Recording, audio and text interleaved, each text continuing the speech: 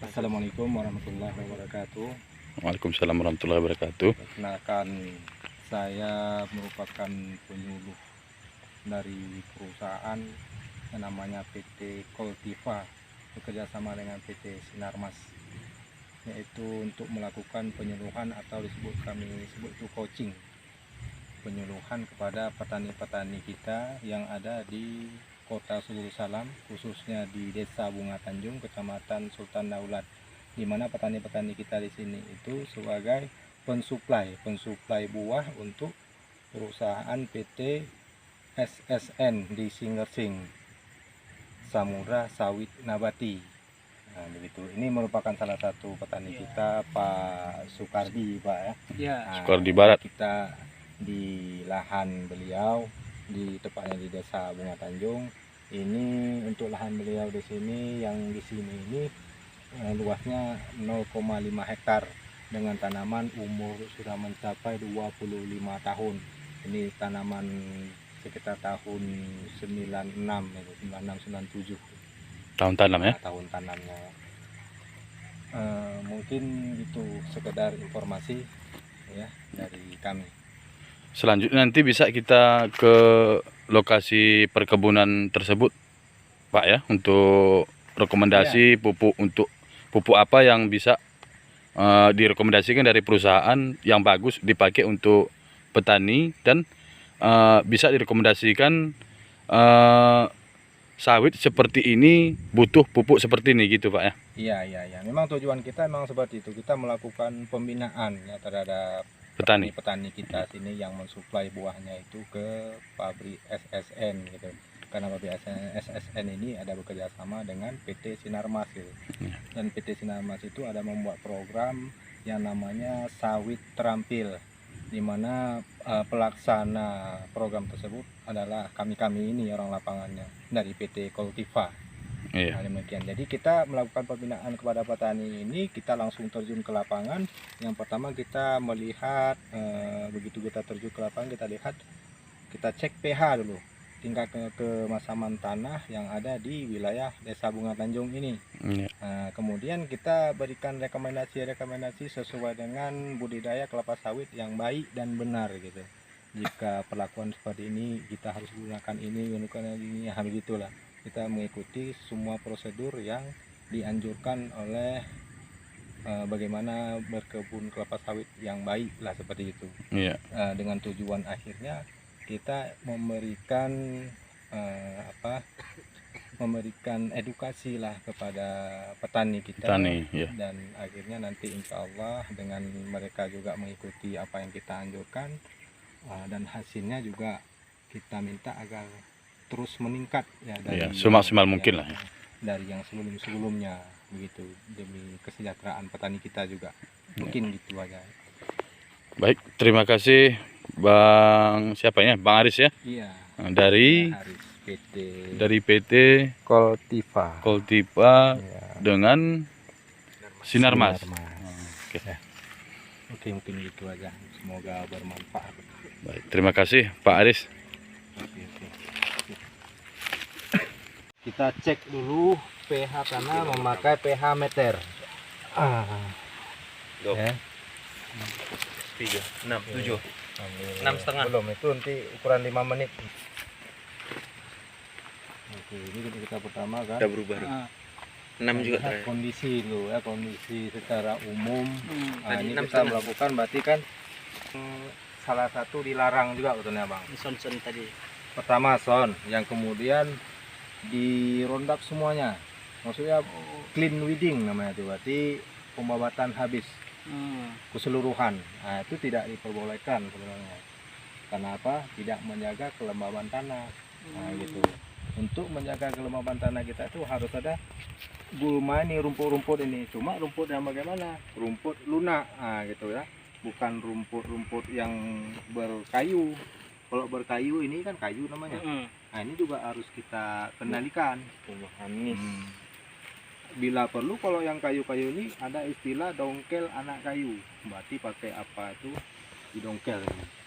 Dicabut sampai akar-akarnya. Nah, begitu. Harus dimusnahkan. Tapi kalau yang bentuknya lunak, kayak gini, yang bukan berkayu lah, ini. Iya, iya.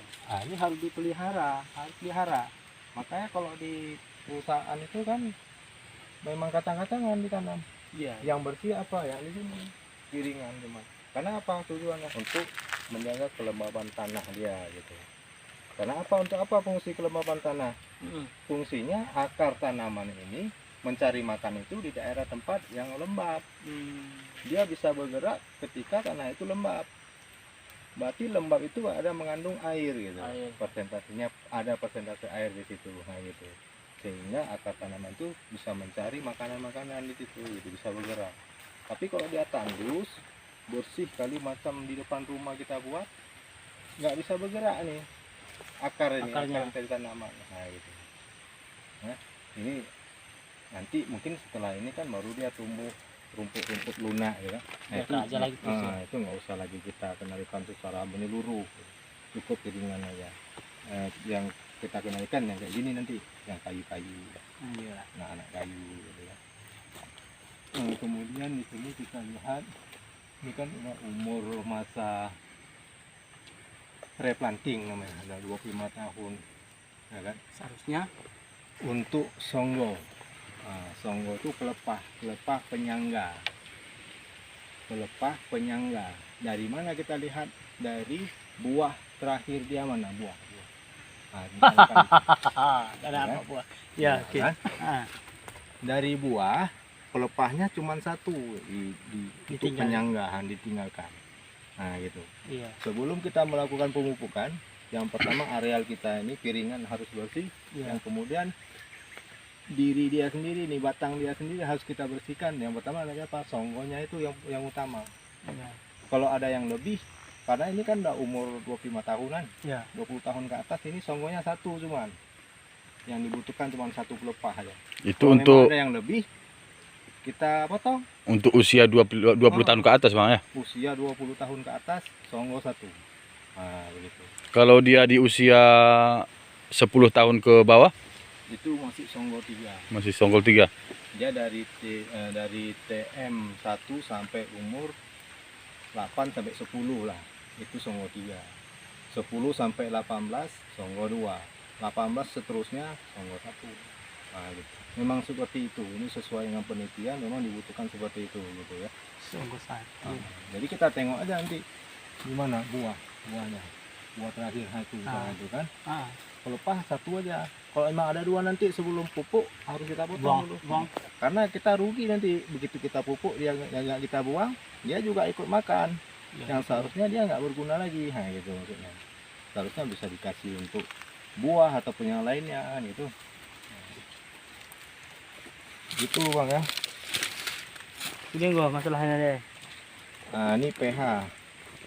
Nah, pH kita di sini 6,8.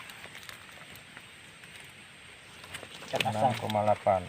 Seperti yang kita sudah bicarakan tadi, antara 5,5 sampai 7 ya. Iya. 5,5 sampai 7 itu netral di tanaman kelapa sawit. Nah, dan ini kalau satu tempat seperti ini nggak boleh kita cuma satu titik gitu ya. Minimal satu tempat tuh 3 titik untuk mewakili rata-rata lah gitu. Ya. Karena kan kandungan unsur hara di tanah juga berbeda-beda.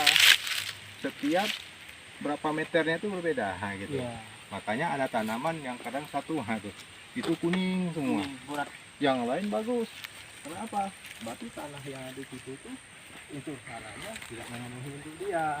Gitu. Nomor wahid tuh musuh dia pertama. Iya. Kalau lalang tuh musuh pertama. Harus mustahkan. Musuh pertama bagi tanaman kelapa sawit. Kelapa sawit. Dia ada 3 tuh. Lalang, pakis kawat, sama bambu. Itu Oh, bambu itu termasuk dia. itu masuk musuh pertama tuh.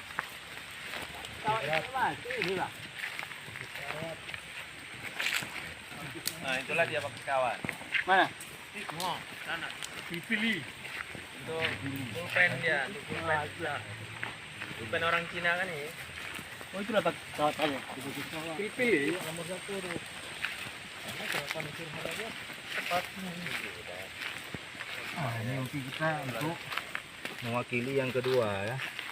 Titik Karena kedua kita- ya untuk kita pengecekan lihat pH ini tanah. kan, pohonnya nih kayaknya kurang sehat gitu kan. Ini mau bintik-bintik KCL tuh mau. Korea ini. Berat. Nah, ke sini. Ini ya. Nah, ini yang bintik-bintik seperti ini.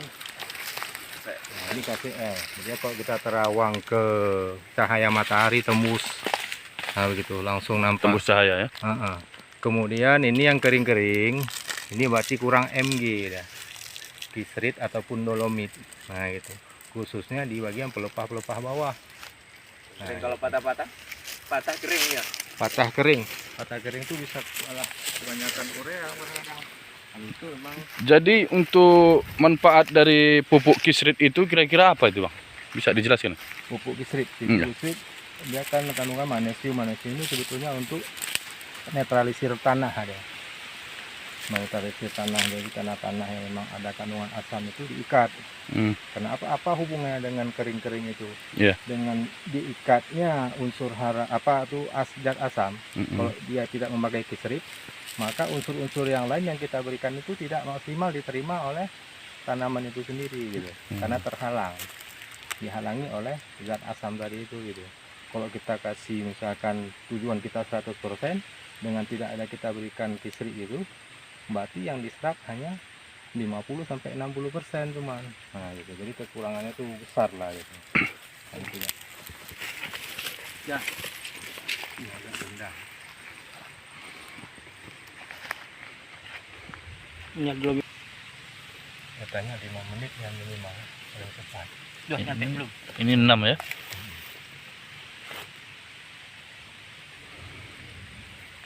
Ini nggak masuk repanting.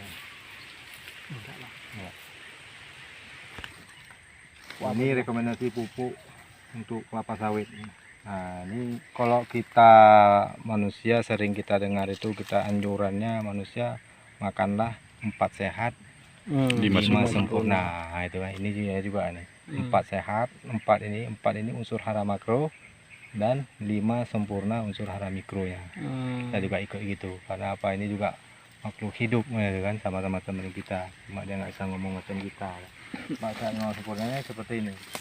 Nah, ini karena ini kan umurnya udah 20 tahunan ke atas. Ya, ya. Kalau kita manusia juga dia kembali ke Jompo. anak-anak lagi ke jompo. Makan juga udah sedikit, apapun sedikit, nggak bisa diterima banyak-banyak. Nah, gitu. Jadi kita rekomendasikan untuk pupuknya cuma 1,5 sampai 2 kilo gitu aja. Nah, itu aja, cuma segitu aja. Ini per tahun, per pokok, gitu. Ini rotasi per tahun. Nah, dan 5 sama pupuk mikro. Kalau kita pupuk mikro ini, kalau kita kan 4 saat 5 sempurna. 5 sempurna ini kalau kita ini poding kan. Kita ada poding vitamin macam gitu. Kalau ini kan makanan besar, sate, lontong, nasi. Nah, poding macam sekali sempurna ya. Nah, gitu. Untuk dosisnya sendiri kita kembali ke anak-anak lagi. Nah, ini dosis untuk di bawah 10 tahun juga segini. Sama dengan di atas 50 tahun. Nah, gitu. Umur yang optimum tanaman sawit 10 sampai 20. Itu umur optimum. Kalau kita berarti masuk tamat SMA sampai umur 40. Nah, 40 tahun ke atas sudah kurang semuanya. Fisiknya lemah, semua lemah. Nah, gitu. Ini urutannya. Yang perlu kita ini ya padahal. Kita selama ini kan apa yang ada sama kita ya. Oh, ada urea kasih. Grup. Nanti bulan depan ada lagi apa? SP.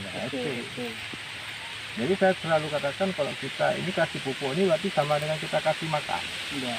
Kalau kita mau makan harus siap dulu kita sendiri. Nah, apa itu bersihkan ini? Kita apa bersihkan meja semuanya, piring kita cuci dulu kan itu. Tangan kita cuci. Ini juga dolomit, kisrit itu juga dibersihkan ini unsur-unsur yang asam tadi ini kan diikat semuanya dibersihkan lah gitu. Sebelum dia siap menyantap makanan. Nah, gitu. Nah, kemudian untuk SP ini apa? P ini fungsinya. SP ini fosfa ini fungsinya untuk merangsang pertumbuhan akar. Akar yang mana? Akar putih. Akar putih itu akar yang mencari makanan. Nah, gitu. Akar yang bergerak mobile, bergerak mencari. dia mencarinya kemana? Ke tanah-tanah yang lembab. Karena pupuk itu sendiri penyerapannya juga di tanah yang lembab. Kalau kita kembali ke makan kita apa? Ada air, kita makan nggak ada air coba. Nyangkut kita digilingnya di sini pun nggak lancar. Iya, Nah iya. gitu lah. Itu kayak gitu. Makanya hubungannya dengan rumput itu itu. Nah, dengan kelembaban. Itu apalagi ini pelepah. Kalau memang rumput kita mau serak pelepah, kalau mau untuk gantikan rumput juga bisa. Kita buat mana nanti kita kan ini memang arah keluarnya mana nih? Jalan pasar pikulnya misalkan inilah kita buat kan. Nah, ini pasar pikul. Nah ini jatahnya bersih, berarti U-nya gini, sini kan U dia nih ya. Ini nggak boleh kasih karena ini untuk jalannya pikul ya kan. Nanti kalau udah seperti ini kita tutupi, ini kan udah pasti dia lembab ini. Iya. Dan akar itu banyak yang tumbuh di situ. Nggak percaya kita bongkar, kita ukat ini, kita korek, banyak akar di situ. Dibandingkan di sini yang gersang. Nah gitu. Jadi fungsi P itu untuk merangsang pertumbuhan akar yang mencari makanan. Nah gitu. Hubungannya dengan itu udah cukup lembab. Kemudian baru masuk Korea. Korea untuk apa? Untuk hijau daun supaya hijau. Untuk apa daun hijau? Daun ini ibaratnya dia dapur bagi tanaman, dia dapur untuk mengelola semua makanan yang diambil sama P tadi itu. Iya. Selain P untuk membentuk dia akar, juga sebagai pengangkut. P ini pengangkut yang membawa. Iya. Unsur hara dibawa ke daun dapurnya diolah sama daun sama urea. Baru KCl ini lebih ke buah bang. KCl ini lebih ke buah. Karena konsentrasinya juga agak lebih banyak ya. 2,2 sampai 2,5 gitu. Per pokok ya. Per pokok per tahun. Nah untuk semua ini antara satu dan yang satunya lagi Kisrit dan SP jaraknya ini sebulan gitu. Oh gitu pula. Masuk Kisrit pertama jarak 1 bulan, kemudian masuk SP jarak sebulan lagi, masuk urea. sebulan lagi masuk ke paling cepat berapa bisa toleransinya 2 minggu paling cepat kali. Misalkan kita ada acara apa misalnya bisa kita tunda, udah 2 minggu udah pasti aja nggak apa-apa, paling cepat. Tapi entah untuk lebih baiknya 1 bulan. Nah, yang optimal kayak itu ya, yang bagus. Nah gitu. Nah ini semua jaraknya per 1 bulan. Iya. Kemudian dosisnya ini bisa kita kasih 1 tahun sekali, cuman bisa sekali, 2 kali bisa lebih bagus. Oh setahun sekali. Itu paling tidak ya. Nggak boleh. Nah gitu, paling tidak sekali. Minimal sekali setahun. Kasih 2 kali boleh, kenapa nggak 4 kali? Nah gitu. Tapi kayak mana caranya? Dosisnya cepat tetap segini. Dia butuh dolomit atau Kisrit ini cuma segini 1 tahunnya, 1 pokok. Kalau kita bagi 4, misalnya kita ambil yang 2 bagi 4. Kalau dalam 1 tahun kalau kita bagi 4 kan 3 bulan sekali. Iya.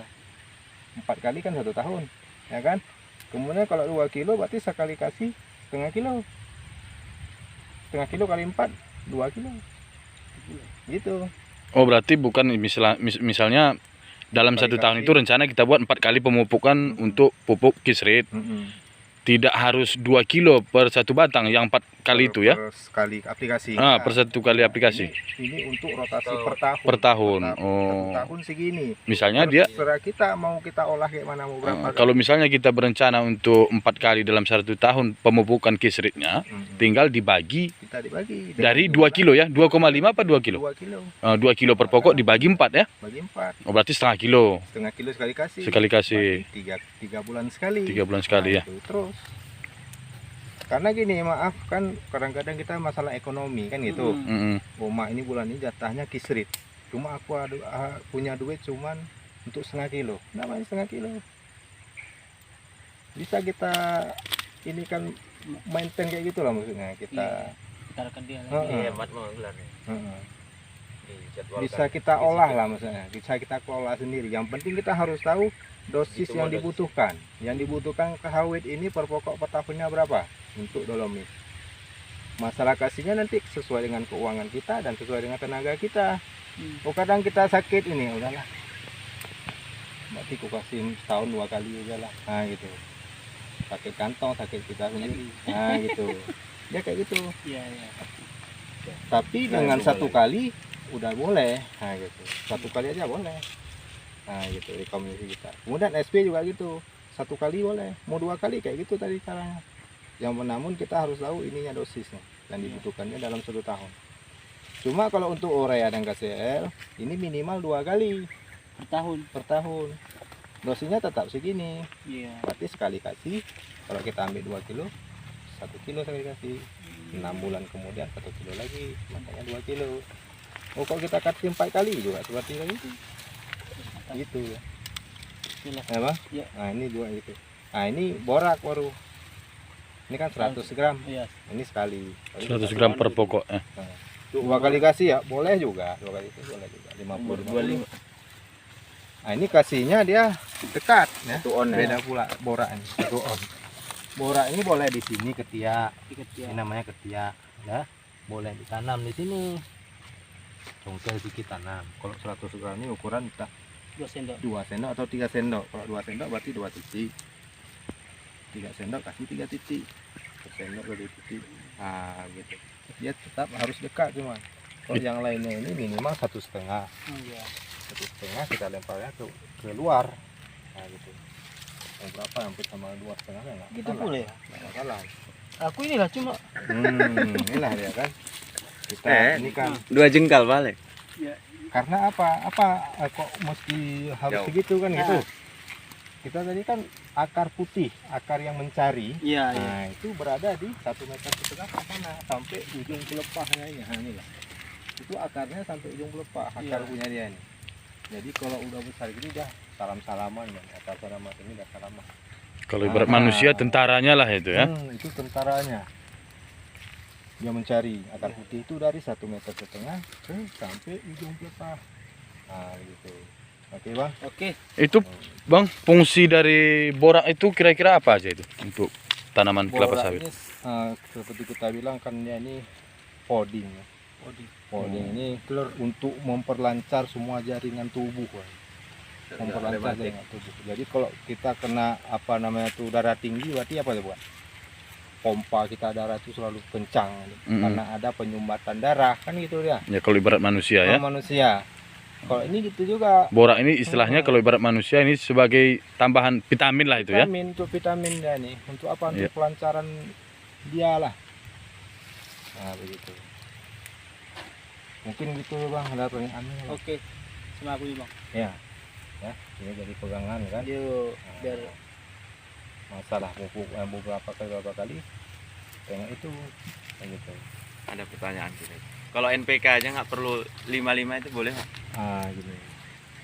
NPK Nambah sisinya. kandungannya juga NPK ini MG. MG juga 16 sekian. Itu ujungnya tuh MG juga atau NPK.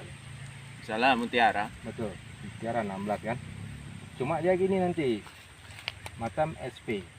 SP ini 36. Mutiara 16. Berapa kekurangan 36 sama 16? 20%. Belum lagi KCL. KCL ini 60% K-nya nih, kaliumnya. 60. Urea 46. Urea 46. KCL 60, MOP 60. Kalau kita pakai mutiara 16. Kekurangannya berapa? Banyak kekurangannya. Cuma kalau yang mutiara ini ya memang dikemas khusus ya. Itu memang formulasikan yang lebih unggul gitu. Karena dia akan produk Jerman luar. Beda dengan Posca punya kita, dibuatnya itu 18, padahal bukan 18, nah gitulah. Dia ini dengan kalau yang mutiara ini dengan stimulan lain. Macam apa boraknya nih, apa vitamin itu lengkap sama orang tadi buatnya. Nah gitu, makanya walaupun dia nambah coba bisa mengangkat semuanya gitu. Itu bedanya. Maksudnya bisa dipakai. Bisa. Bagus. Tahun sekali jadi seperti kita. Ini. Mutiara itu. Nah, digantikan Kalau dengan itu. bisa untuk menggantikan mutiara berarti dosisnya itu kalau biasanya kita berapa? Lebih bagusnya lagi 2 kali. 2 kali. Baru bagus. Memenuhi standar nasional. Karena kekurangan ini macam P yang paling kecil di antara semuanya cuma 36. T TSP 40. Kalau TSP. Kalau 2 kali 16 32 ada mewakili lah. Bagus. Kalau K-nya kurang banyak padahal. Ini 60. Sementara K ini fungsinya untuk buah ini. Harus banyak. Pupuk buah ini K. Tadi ya. Nah, gitu. Kalau kita pakai yang Posca harus kita kalikan ini berapa kali? Posca berapa bang? Nah, Posca berapa? Posca 16 tadi Bang? Ada yang 16 Ada yang 18, 18. 18. Nah, Ada yang warna putih. kalau kurang saya kasih 60 dia 18 cuman. Berapa kurangnya? Harus kalikan seperti itu. Oh 5 kali lah. Mau tak mau. Kalau enggak lah seimbang. Maka lebih bagus pupuk ini yang tunggal.